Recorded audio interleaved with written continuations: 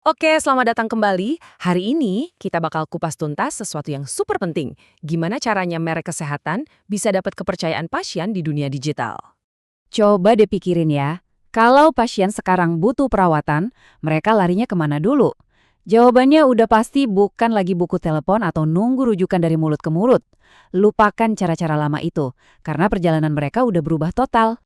Nih, ada data menarik dari survei tahun 2023. Ternyata, hampir 6 dari 10 orang dewasa itu nyari info kesehatan online dalam setahun terakhir. Gila kan? Begitu mereka butuh sesuatu, langsung aja ambil HP. Artinya apa? Kehadiran online itu bukan lagi nice to have, tapi udah jadi pintu utama praktik Anda. Dan di dunia digital ini, mata uang yang paling berharga itu kepercayaan. Nah, di kupasan kali ini, kita bakal jalan-jalan di ekosistem digital ini. Mulai dari membangun fondasinya, milih platform yang pas, ngelihat fenomena influencer medis, sampai cara ngelola obrolan online. Oke, kita mulai dari bagian pertama, membangun kehadiran digital Anda. Ini fondasinya nih. Sebelum bisa ngobrol sama pasien, fondasinya harus kuat dulu. Nah, fondasi ini dimulai dari strategi media sosial yang jelas. Anda harus main di dua kaki nih. Ada sisi organik, di mana kita bangun komunitas dan interaksi tulus tanpa bayar. Terus, ada juga sisi berbayar, di mana kita pakai iklan buat ngejar audiens baru dan, ya, datangin pasien lebih cepat. Dan ngomongin soal fondasi, ada satu hal lagi yang sering kelewat, logo Anda. Dulu mungkin pentingnya di kartu nama ya. Sekarang, logo itu harus muat dan jelas di ikon aplikasi sekecil 29 kali 29 piksel. Kecil banget. Coba lihat deh perbedaannya.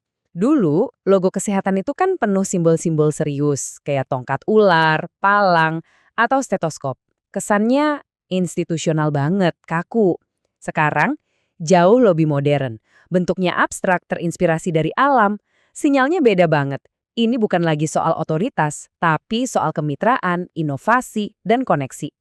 Dan ini bukan cuma soal gaya-gayaan loh. Simple itu perlu biar logonya tetap jelas di layar manapun.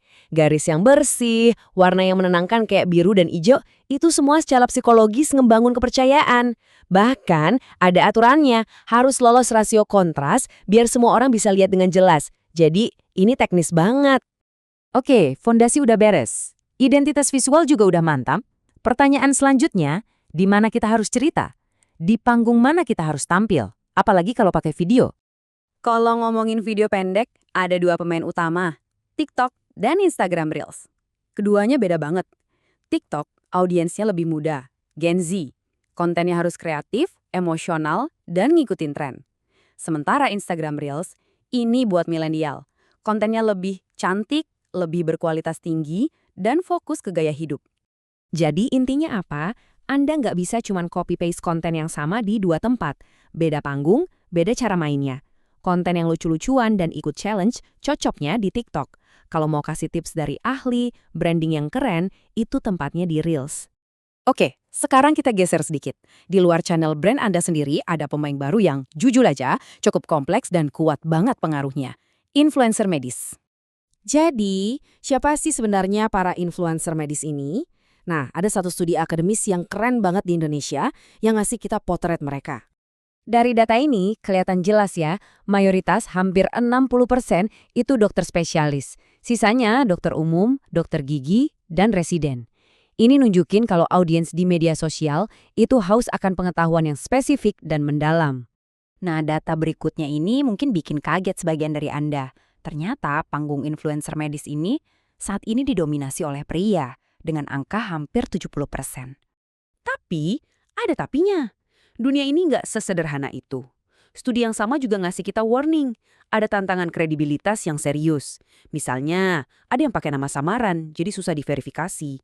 Registrasi medisnya udah kedaluarsa, atau ini yang paling sering, mereka terima promosi berbayar. Ini bisa bikin sarannya jadi bias kan? Dan ini ngebawa kita ke bagian terakhir yang menurut saya mungkin yang paling krusial dari semuanya.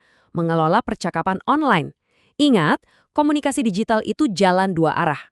Coba bayangin, Anda punya brand obat mah. Terus ada komen kayak gini, ingat asam lambung kita abis makan junk food itu?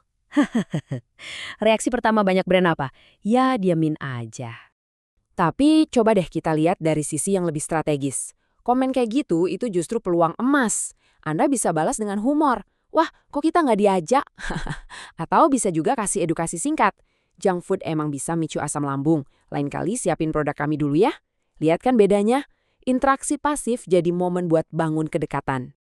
Pola pikir proaktif ini kuncinya. Apalagi kalau ada feedback negatif. Cukup ikuti 4 langkah ini. Akui keluhannya, coba pahami masalahnya, klarifikasi kalau perlu, dan yang terpenting, tawarkan solusi.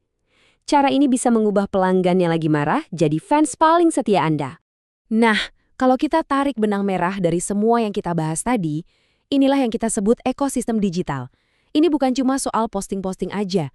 Ini adalah pendekatan strategis di mana identitas brand, platform yang dipilih, para pembawa pesan, dan cara Anda ngobrol semuanya nyambung dan kerja bareng buat satu tujuan, membangun kepercayaan pasien. Jadi, setelah semua ini, saya mau ninggalin satu pertanyaan buat Anda renungkan ya. Coba tanya ke diri sendiri. Kehadiran digital brand Anda selama ini itu cuma sekedar papan iklan satu arah? Atau sudah menjadi sebuah percakapan yang hidup dan dua arah? Jawabannya bakal nentuin masa depan hubungan Anda dengan pasien.